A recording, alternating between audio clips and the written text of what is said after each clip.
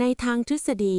ปัญหา Nice ทัวร์บนกระดานขนาด 8x8 เป็นปัญหาทางคณิตศาสตร์ที่ซับซ้อนมากและจำนวนวิธีที่เป็นไปได้นั้นมีมหาศาล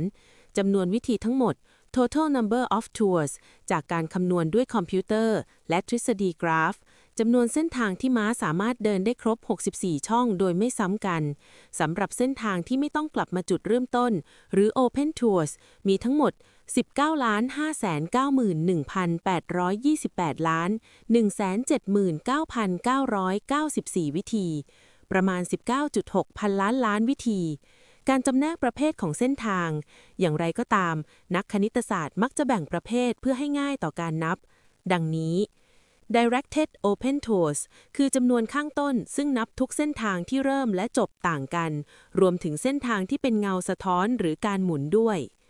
Undirected Tours หากเราไม่สนใจว่าจุดไหนคือจุดเริ่มหรือจุดจบ นับเส้นทาง A ไป B และ B ไป A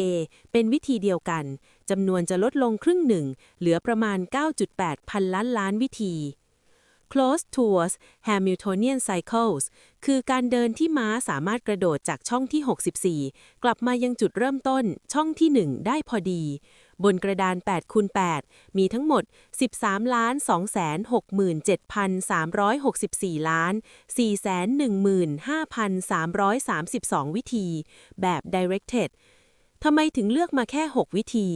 เนื่องจากจำนวนวิธีมีมหาศาล การเลือกเมธอด 1-6 ที่ต่างกัน เพื่อให้ได้ผลลัพธ์ที่แตกต่างกันในเชิงทัศนียภาพ โดยไม่เป็นการหมุนกระดาน rotation ไม่เป็นการสะท้อนกระจก reflection เกร็ดเพิ่มเติม Wonsdorf Rule ที่เราใช้ในโค้ดเป็นเพียงหนึ่งในวิธีการหาคำตอบที่รวดเร็ว แต่ไม่ใช่ทุกจุดเริ่มต้นที่จะหาคำตอบได้ด้วยกฎนี้เสมอไป3x3 ทฤษฎีบอกว่าไม่มีคำตอบ 0 วิธี เพราะม้าจะติดกับดักที่ช่องตรงกลาง